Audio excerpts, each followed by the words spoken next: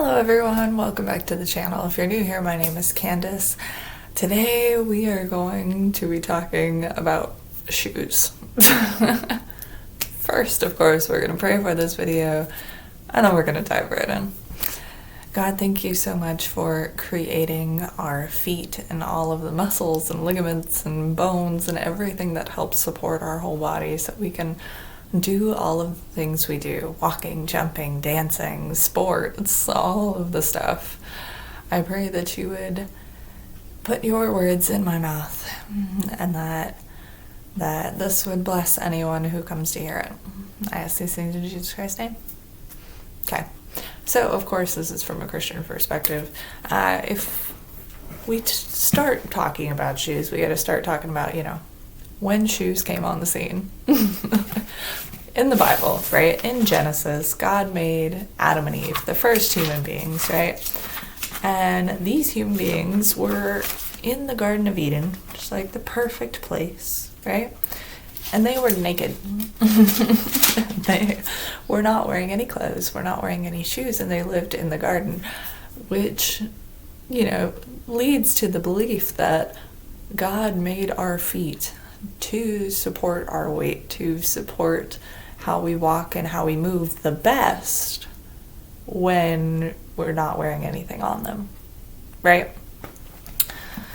Of course, Adam and Eve sinned and then had to leave the garden. And when they had to leave, in Genesis chapter 3, verse 21, it says, "Unto Adam also and to his wife did the Lord God make coats of skins and clothed them." So it says that God gave them clothes. It didn't say necessarily that he gave them shoes, but he did give them clothes, at least as far as we know. So we don't know exactly when shoes came on the scene, right? Later on, there are references to sandals, latchets of sandals and shoes and stuff like that. But in the beginning, God made it where we didn't need shoes, right? And if you think about it, the Garden of Eden was probably the perfect temperature all year round, and so you didn't really need shoes. As opposed to, most of us probably live in a place where there are 4 seasons, and 3 of the seasons where I'm at are pretty cold and not the kind of seasons that you're going to be going outside barefoot in. In the summertime, of course, I love being outside barefoot. No shoes, as much as I can. And of course, society, it is a necessity to wear shoes when we go out to stores or to jobs or public places, except of course the beach or the park, because then you can get away with not wearing shoes. But anywhere else, any indoor buildings, they kind of expect you to wear shoes, right? As culture has progressed, right, it used to be that shoes were made specifically to fit custom sizes and stuff to fit the shape of our feet, right? Because our foot shape is the way God made it, so our foot shape, being what it is the healthiest in its natural state, right? Then, mass marketing came along, and now shoes are made for whatever shape foot the shoemakers decide looks best, right? They're not exactly made for a normal shaped foot. Example, all of the shoes that are really come and become very narrow up here, do any of our feet actually do that? No. Our feet are actually, the widest at the toes and around the balls of our feet. And yet most shoes these days have some sort of a pointiness or something where they're taking your toes and smooshing them together. I don't know who made these decisions, right? But whoever it is, they did. And this has become a cultural thing. It's become expected, right, that women especially will wear shoes that are cute and fashionable, and that usually means trying to make your regular normal size foot very narrow or very pointy or stick it up on some obnoxiously large heel And so you're throwing the weight of your whole body onto your toes. Sorry, guys. But all of these shoes, most modern shoes, not all, of course, there are a few exceptions, but most modern shoes are made solely with fashion in mind. They don't really have functionality built into them, right, necessarily. And I think as just a society, we've grown up just with that mindset, because that's the way the mindset has been. It hasn't been, oh, you go get a custom shoe made specifically for the shape of your foot. No, it's just, you just buy whatever is cheap at the store that looks cute and goes with your outfit, right? And I did that too. Like in my 20s, I probably had like 40 pairs of shoes, which is kind of ridiculous. No human being needs 40 pairs of shoes.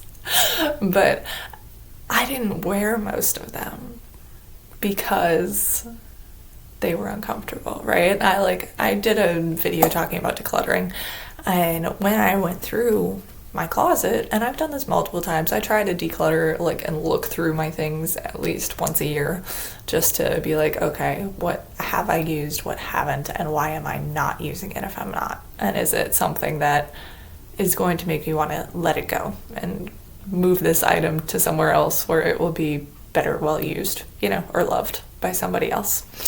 But when I went through my closet, specifically my shoes, have you ever heard of that rule, the wardrobe rule, where it's like you wear 20% of what you have about 80% of the time? I think that totally applies to shoes too, because I was wearing about 20% of my shoes 80% of the time, because I was always grabbing the ones that were the most comfortable, that were usually neutral colors, so could go with any outfit that I was wearing, right? And the ones that just fit the best. The ones that I could wear for an extended period of time without having any pinches or pains or feeling like my feet were on fire from standing on some obnoxious shoe for hours at a time, right? So when I was going through and realizing, oh, I don't wear most of these, right? I started actually looking at the shoes to figure out, well, what is it about this shoe that I don't like? So that way, when I go to make purchases in the future, right? When I go to purchase shoes later on, whenever I need another pair, I will already have the information I need in my head of, oh, this won't work. This I like better, and this shape is better for me, stuff like that.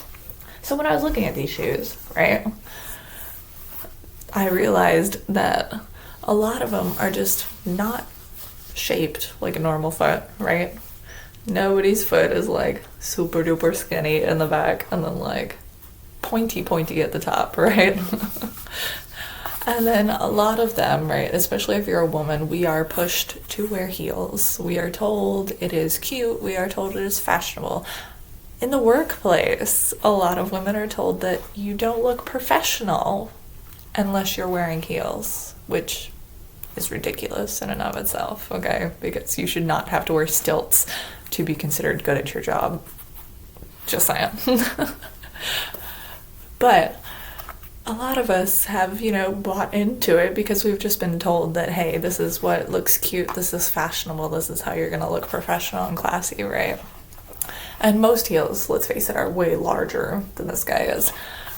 But heels ultimately are not very good for our feet, right? They're not shaped like a normal foot is.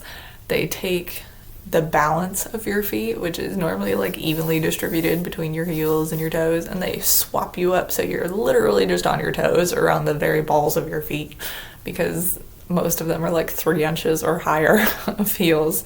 And so they throw off your back, they throw off your hips, they throw off the way you walk, because now you're literally shifting the entire balance of where you stand, right? And these things are not good for us in long term, right? Especially if you're wearing them on a regular basis for multiple hours at a time, right? If you're wearing heels every day at work from 9 to 5. I know some elderly women, okay, who wore a lot of the more fashionable shoes in their feet do not look so great in their old age, right? Because the more you wear shoes that take the shape of your foot and try and squish it into something it's not, the more your toes will then compensate by just forming themselves that way, right? This is where a lot of women get, where their big toes don't go straight anymore. They go like this, right? And kind of squash into the other ones, and it becomes painful. I know a lot of elderly women who have trouble walking because now that their feet are misshapen, toenails are cutting into the next toe or things like that, and it's just very uncomfortable for them to walk. And I think this is something that a lot of the younger women, like in my 20s, I didn't hear anything about this. Nobody said anything about this. I had no idea that wearing shoes like this could lead to problems later on in life, right? No clue. So I'm putting this out there in case you haven't heard this, all right? It's something to think about, right? I wish I would have known sooner, because then I would have, instead of taking my money and spending it on shoes that, do not, really fit the shape of a normal foot, I would have invested my money in shoes that actually fit properly and did what I needed them to do, right? I could have saved a lot of money by not buying the horrible, misshapen, fashion-only shoes, right? So putting that out there for the rest of you. Besides, the health of our feet, if we think about it, we got to think about the function of our shoes, right? So this could be based on multiple factors, right? The first one that comes to mind for me is what season it is, right? You're not going to need winter boots in the middle of summer and vice versa, and you don't need sandals in the middle of winter, So the function of the shoe. So in the summertime, right, I like having shoes that are flat to the ground. Shoes that let my feet just kind of do what my feet are normally supposed to do, right? I like shoes that do not only attach to my foot between the toes. Know what I'm talking about? All the flip-flops and things that make you weirdly grab with your toes to hold on to the shoe as you're walking. I prefer things that might go between the toes but also have a strap in the back, right? Prefer something that's just going to make sure my foot doesn't get scalded on the pavement, but is going to be nice and airy. If you look at the sandal particularly, this one is much more the actual shape of a normal foot, which is probably why I grab it 90% of the time in the summer. If you think about it, yeah, that's closer to the shape of a normal foot, right, than some of the heels and random things that we'll buy. I've seen people buy sandals that are very, very narrow, and then their toes are just hanging off the sides.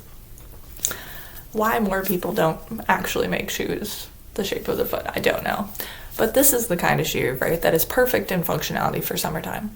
Now, when I wear this in the middle of fall or in wintertime, obviously not, right? In the fall time, I'm usually wearing some sort of boots, right? Neutral brown boots. And then in the winter, we creep out things like winter boots, which, to keep you nice and warm.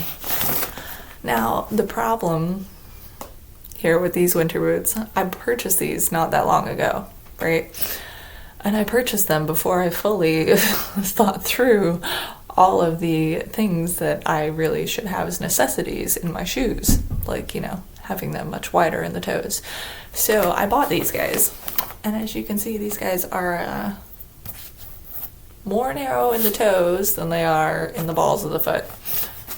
Unfortunately, these are very uncomfortable.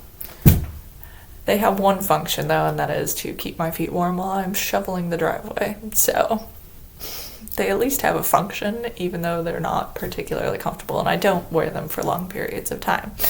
Now, function could also go with what occasion it is, right? Your function can be where you're wearing these shoes. Could be if they're work shoes specifically versus shoes that you are wearing to the gym, right? Or shoes that you are wearing for a sporting event, or shoes that you are wearing to a special date night out, right? There's, of course, business versus casual versus shoes that are literally only made for fashion and don't really have much functionality in them, right? But the thing is, when we actually take all of these things into account, right, we can make wiser purchases, which makes us more frugal in the long run. This is something I've been learning over the last few years, okay? And the more I go through these things, the more I look at my closet and go, okay, why am I not wearing what I'm not wearing? The better choices I can make in the long run, right? So the next time I invest in a pair of shoes, I am going to make sure that they are comfortable, the more the size and shape of my actual foot, and that they are functional in the way that they should be, right? Because as women, we tend to, a lot of the times, we'll purchase things on impulse, right? Some of us, have cultivated the skill over years, right, of not making impulse purchases and instead, thinking through a purchase. My grandparents and great-grandparents used to say, we never buy something the day we see it. We always sleep on it before we make a purchase. Right? And I think that's really great advice that we don't take very often. But when we make purchases on an impulse, we're much more likely to buy something because it's cute, or to buy something because it's on sale, right? Or to buy something because we saw some ad or this or that. And we don't actually fully think out the purchase before purchasing it, which can lead to, a pair of heels sitting in your closet for 10 years and you've worn them twice, which doesn't seem like the best when we're talking about being frugal, right? To have only gotten 2 wears out of a pair of shoes that cost you, what, $40 or more these days, and to only get 2 wears out of it because they are uncomfortable and they aren't actually what we need functionality-wise for our shoes, right? So these are just things that I wanted to put out there so you guys can think about them. Go evaluate the shoes that are in your closet. Be like, okay, which ones of these do I wear the most, right? Why am I picking these ones as opposed to the others in the closet that have been sitting there for over a year and haven't been worn a single time, right? And then you can evaluate your shoes. So like, I got rid of shoes that were pointy in the toes, even though they were flats. They were comfortable in the fact that they were flats, but they were not comfortable for my toes because they squashed them, right? So I got rid of those. I had other shoes that were, instead of, how like our foot gets bigger here, a lot of shoes will just stay the same all the way up. Those were uncomfortable for me, so I got rid of them. Heels that were more than 2 inches, I got rid of because I can't wear them for more than an hour without my feet screaming in pain, right? Things like that. And as we pare down and as we realize which ones we need, maybe we save 1 or 2 for special occasions if we're only going to wear them for like an hour, hence the random red heel. But as we pare down and we realize which ones we like the best, which ones we wear the most, which ones are the most comfortable, then we know, what our requirements are for any future purchases. And I think this is just a good thing to do with your wardrobe too. Like I said in the other video about wardrobe tips, if you actually go through your wardrobe, realize why you're not wearing some of the things you're wearing, whether it's they fit funny or they pinch in a certain way, or you move your arms and it's too tight in your arms, or, all that sort of stuff. It makes our future purchases more well thought out and therefore better money spent because it'll actually be a product or a thing that we use, right? And that we get functionality out of, as opposed to just keeping space in our closet and getting a little dusty. Okay. I think that's about all I gotta say on shoes. I hope this was informative in some way, shape, or form. I know some of these are random videos, but this is stuff that I've been thinking about and discussing with God and with myself lately, so I hope this information will be useful to somebody out there. If it is, or if you have any other requirements that you have specifically for your own shoes, throw them down in the comments. I'll review the comments and pop them up. All right. See you guys next time.